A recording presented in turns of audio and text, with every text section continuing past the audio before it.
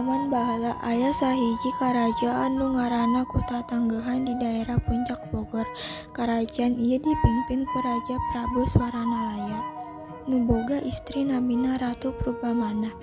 Pasangan ieu encan dikaruniaan pun anak sanajan sagala cara geus dilakukan. Raja Swaranalaya akhirna mutuskan pikeun tatapa di goa, teuing babaraha lilana. Hiji poe akhirna raja menang hiji wangsit. Ku izin tina kawasa istrina teu hamil jeung ngalahirkeun putri anu gemelis kacida. Putri ieu dibere ngaran Nyi Ajeng Gilang Rinukmi atawa sok disebut oge Putri Ayu Kencana Ungu. Saking nyahana ka putri hiji-hijina sagala kahayang diturutkeun kabeh. Putri Ayu akhirna tumuwuh janten budak manja.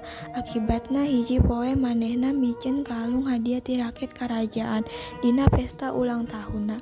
Berlian kalung akhirna aur-auran, tungtungna indungna corik teu eureun-eureun. Barengan jeung kitu aya sahiji kajadian di mana aya lini gede ngagoncang jeung kaluar cai tina jero tanah.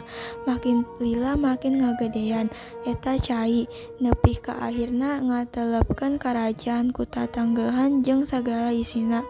Eta asalna talaga nu sok disebut Talaga Warna teh. Warna-warni airna ceuk beja mah asalna tina kalung berlian kasebat.